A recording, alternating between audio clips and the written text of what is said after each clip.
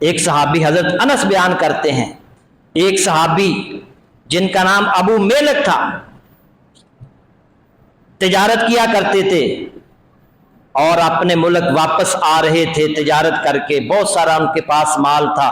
راستے میں ایک ڈاکو نے ان کو روک لیا، ان سے سب کچھ چھین لیا۔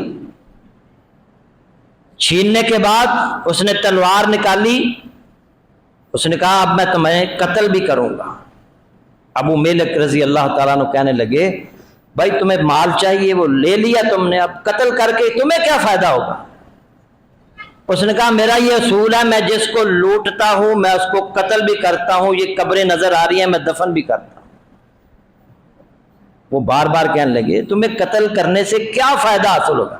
اس نے کہا نہیں، میں اصولوں کے خلاف نہیں چلتا، میں نے تمہیں قتل کرنا ہے۔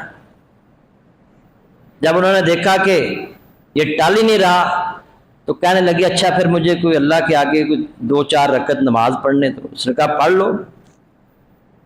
تو وہ صحابی رسول نے 4 رکعت نماز پڑھی، نفل نماز پڑھی، اور سجدوں کے اندر اللہ سے دعا کی، یا ودود، اے بہت محبت کرنے والے، یا ذل عرش المجید، اے اونچے عرش والے، یا فعال لما یرید، اے جو چاہے کر گزرنے والے، اسألک بعزک الذی لا یرام وملکک الذی لا یزام وبنورک الذی ملا ارکان عرشک ان تکفینی شر ھذا اللص۔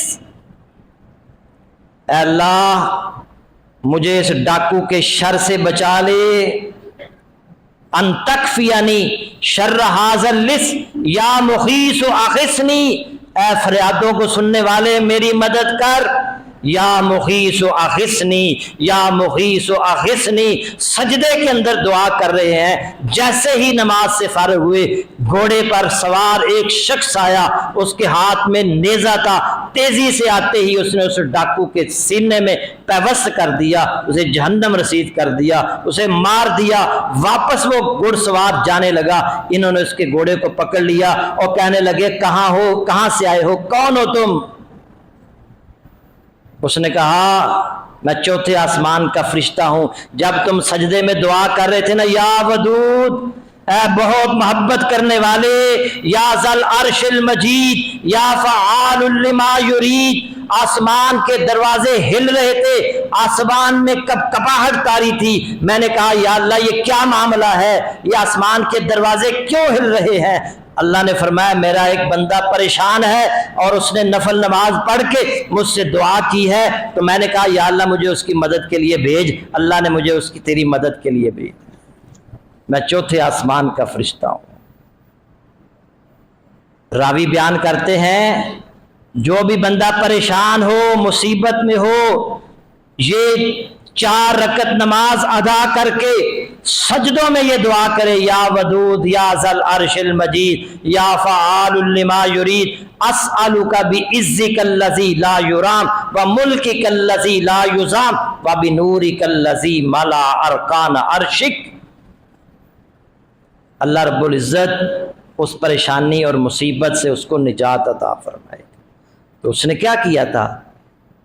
اس نے 4 رکعت نماز پڑھی، اللہ سے دعا کی، اور اللہ نے وہ کر دیا جو اس سے پہلے کبھی نہیں ہوا۔ میرے بھائیوں اور بھی بہت سارے واقعات ہیں، اگلے جمعے میں آپ کے سامنے رکھوں گا کہ کتنی نبی صلی اللہ علیہ وسلم فرمایا بنی اسرائیل کے 2 بندے جا رہے تھے اور وہ قبرستان میں سے گزرے اور کہنے لگے کاش اس قبر سے کوئی بندہ اٹھ کر ہمیں بتائے اندر کے حالات کیا ہیں۔